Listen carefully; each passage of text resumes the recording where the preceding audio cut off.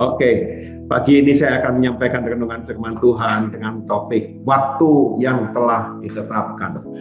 Ada banyak kali saudara sekalian di dalam kehidupan kita ini, ya, ketika kita menjalani hidup bersama-sama dengan Tuhan, ada waktu-waktu yang Tuhan sudah atur di dalam kehidupan kita ini.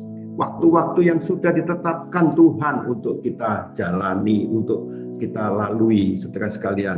Saya ingin membaca dari kitab Kejadian pasalnya yang ke-21, ayat 1 sampai yang ke-7, demikian bunyinya. Ayat yang pertama, Kejadian pasalnya yang ke-21, Tuhan memperhatikan Sarah seperti yang difirmankannya. Dan Tuhan melakukan kepada Sarah seperti yang dijanjikannya. Maka mengandunglah Sarah, lalu ia melahirkan seorang anak laki-laki bagi Abraham dalam masa tuanya, pada waktu yang telah ditetapkan, sesuai dengan firman Allah kepadanya. Abraham menamai anaknya yang baru lahir itu Ishak, yang dilahirkan Sarah baginya. Kemudian Abraham menyunat Ishak anaknya itu ketika berumur 8 hari, seperti yang diperintahkan Tuhan kepadanya. Adapun Abraham berumur 100 tahun ketika Ishak anaknya lahir baginya. Berkatalah Sarah, Allah telah membuat aku tertawa. Setiap orang yang mendengarnya akan tertawa karena aku. Lagi katanya, siapakah tadinya yang dapat mengatakan kepada Abraham, Sarah akan menyusui anak? Namun aku telah melahirkan seorang anak laki-laki baginya pada masa tuanya. Saudara sekalian, ayat-ayat yang kita baca ini memperjelas bahwa segala sesuatu itu terprogram tepat dalam waktunya Tuhan. Segala sesuatu yang terjadi dalam kuasa Tuhan dan dalam kemuliaan Tuhan. Kejadian pasal 21 tadi ayatnya yang pertama mengatakan, Tuhan memperhatikan Sarah seperti yang difirmankannya. Dan Tuhan melakukan kepada Sarah seperti yang dijanjikannya. Saudara sekalian, ini penting buat kita semua. Ayo kita perhatikan, saudara. Tuhan memperhatikan Sarah seperti yang difirmankannya. Dan Tuhan melakukan kepada Sarah seperti yang dijanjikannya. Oleh sebab itu, bagi kita penting sekali untuk kita mendapatkan firman Tuhan. Kalau kita dapatkan firman Tuhan, apa yang Tuhan janjikan khusus spesial buat kita, dan itu pasti akan dilakukan Tuhan untuk kita. Saudara sekalian, itu yang harus kita pegang.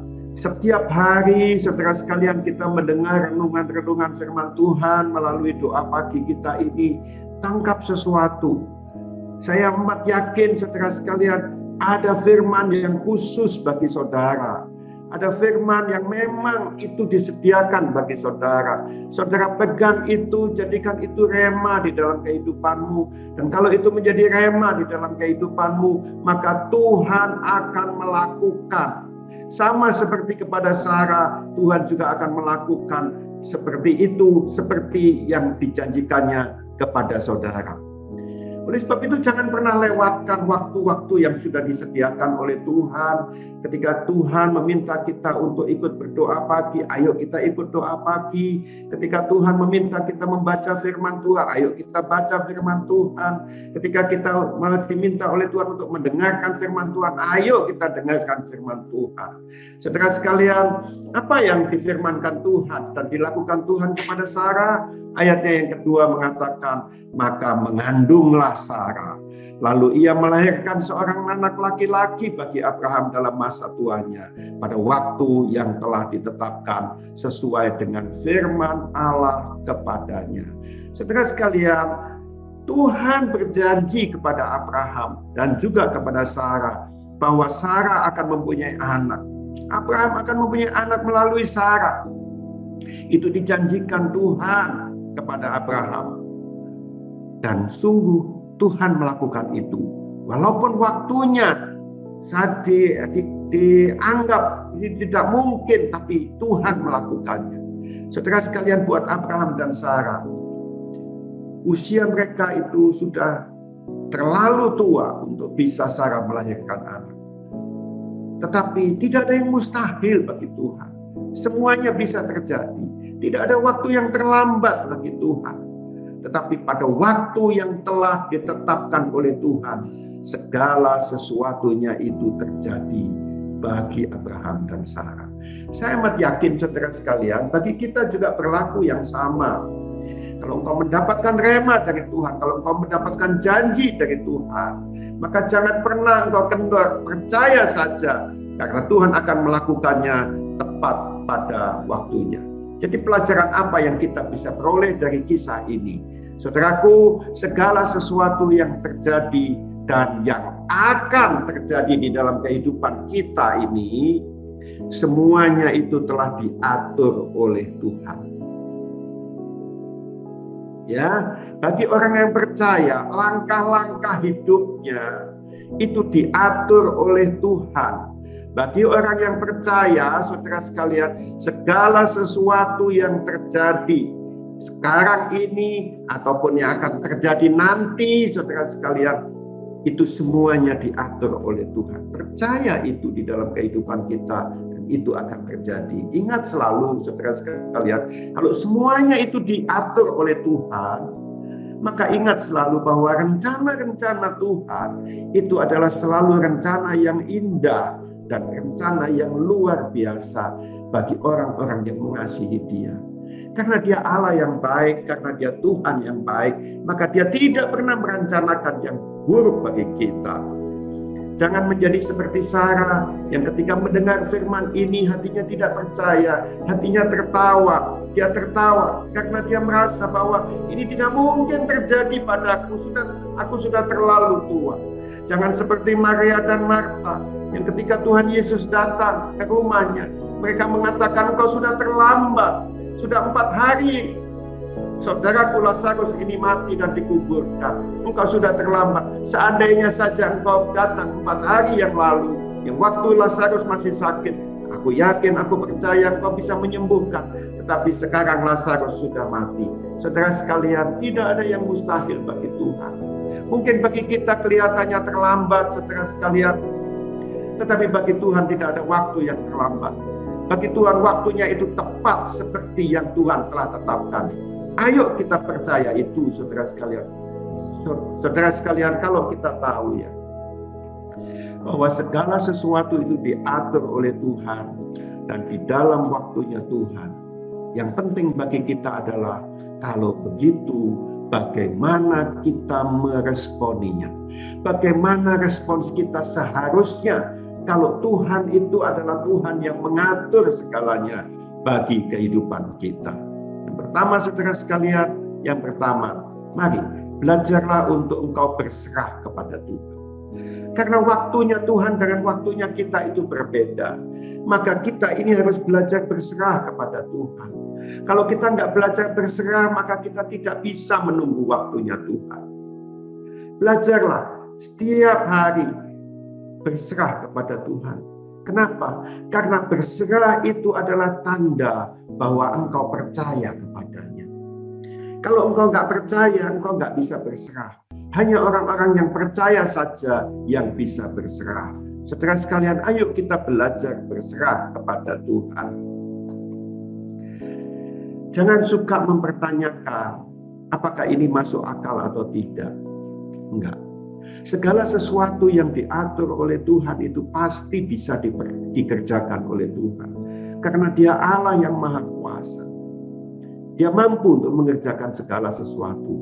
Kita nggak usah tanya, ini nggak masuk akal. Tidak. Saudara sekalian, Dia Allah yang Maha Kuasa.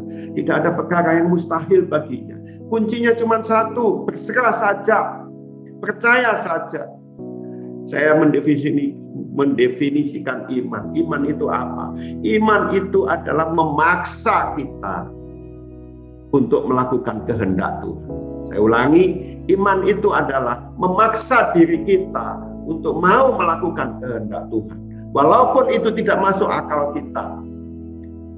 Walaupun kita merasa ini tidak mungkin, lakukan saja. Dan itulah iman. Kalau engkau melakukan kehendakmu sendiri, maka engkau nggak punya iman. Tapi engkau memaksa dirimu melakukan kehendak Tuhan. Itulah iman. Saudara sekalian, yang kedua, apa sih, belajar apa? Kalau segala sesuatu sudah diatur oleh Tuhan tepat pada waktunya, maka belajarlah menanti waktu Tuhan. Belajarlah untuk kita bisa menanti waktunya Tuhan, tetaplah percaya. Saudara sekalian, saya catat di sini bukan berarti kita diam saja. Orang percaya itu sekali lagi tidak diam saja. Berkali-kali saya ngomong bahwa kalau kita percaya bukan berarti kita diam dan tidak melakukan apa-apa. Kalau kita menunggu bukan berarti kita diam saja dan tidak melakukan apa-apa. Tetapi lakukan yang terbaik yang engkau bisa lakukan. Dan percayalah kepada Tuhan. Dia akan melakukannya tepat pada waktunya. Sama seperti petani, saudara sekalian, ya, sama seperti petani. Petani menabur benih dan mereka percaya bahwa suatu saat nanti benihnya akan tumbuh dan menghasilkan buah. Tetapi sembari menunggu hasilnya, saudara sekalian, menunggu hasilnya, petani tidak diam saja. Dia merawat benih itu, dia menjaga benih itu supaya tidak diambil, dimakan oleh burung. Dia menjaga benih itu supaya bisa bertumbuh. Dia airi, dia kasih air secukupnya. Saudara sekalian, dirawat. Dan demikianlah juga kita. Menunggu waktunya Tuhan, menanti waktunya Tuhan bukan berarti kita diam. Tetapi menanti waktunya Tuhan, kita melakukan yang terbaik yang kita bisa lakukan. Karena itu sekali lagi bukti kepercayaan kita kepada Tuhan. Kita sudah berjuang, kalau kita sudah berjuang dengan iman kita, dan kalau kita sudah berjuang dengan ketaatan kita, sekali lagi bagian kita adalah menunggu waktunya Tuhan. Dan yang ketiga, saudara sekalian, belajarlah untuk tidak memaksakan kehendak. Dalam hidup kita ini ada banyak kali, saudara sekalian, apa yang kita inginkan dengan apa yang jawaban Tuhan berbeda menurut kita. Padahal itulah yang kita minta, cuman bentuknya beda, saudara sekalian. Dan oleh sebab itu kita mesti belajar untuk tidak memaksakan kehendak kita. Saya catat di sini, seringkali saudara sekalian, apa yang kita kehendaki dan apa yang kita kejar itu justru mencelakakan kita. Ada banyak kali kita meminta sesuatu yang kalau kita dapat, itu bisa membuat kita jatuh. Ada banyak sekali kita meminta sesuatu kepada Tuhan. Dan ketika kita mendapatkan itu, maka itu yang membuat kita menjauh daripada Tuhan. Tuhan tahu yang terbaik bagi kita. Sekali lagi tekanan saya di dalam khotbah ini adalah supaya kita adalah orang-orang yang tetap percaya kepada Tuhan saja dan tidak kepada yang lain. Percaya kepada janjinya Tuhan, percaya bahwa kita menyembah Allah yang baik itu. Dan oleh sebab itu percayakan semuanya kepada Tuhan.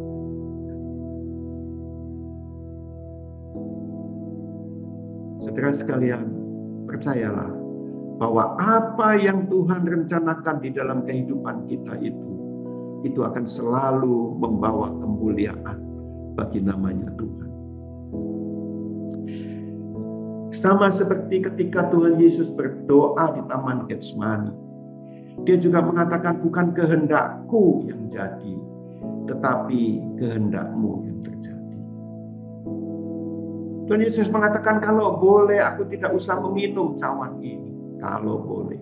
Tetapi bukan kehendakku yang jadi, kehendak Bapa saja yang terjadi. Demikian pula dengan kita. Kalau Yesus saja bisa menyerahkan semuanya kepada Bapa, masa kita nggak bisa? Kita harus, saudara sekalian, kita harus bisa tidak memaksakan kehendak kita, tetapi mempercayakan semuanya kepada Bapa kita. Karena Dia Bapa yang baik, Dia pasti akan menyediakan, memberikan yang terbaik bagi kita. Yang keempat, yang terakhir, belajarlah untuk sabar dan tekun di dalam kehidupan ini.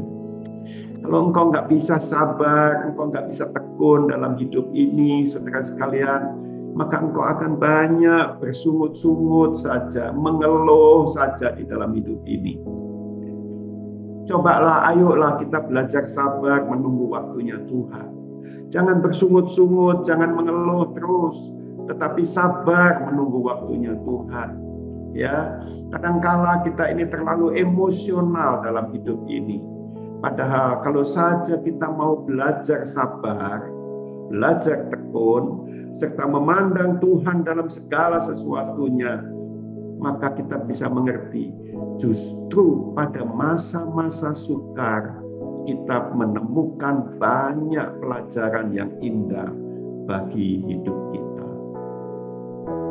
Pelajaran-pelajaran yang indah itu kita dapatkan bukan ketika hidup kita enak, tetapi pelajaran-pelajaran yang indah itu kita dapatkan ketika doa kita belum dijawab oleh Tuhan, ketika kita menunggu waktunya Tuhan. Disitulah kita belajar banyak bagaimana kita ini bisa sabar, kita bisa tekun, kita terus memacu diri kita, menggali lagi supaya kita makin percaya kepada Tuhan, makin berserah kepada Tuhan. Saudara sekalian, ayo di dalam menunggu waktunya Tuhan ini kita sabar dan kita tekun. Amin. Kiranya Tuhan memberkati.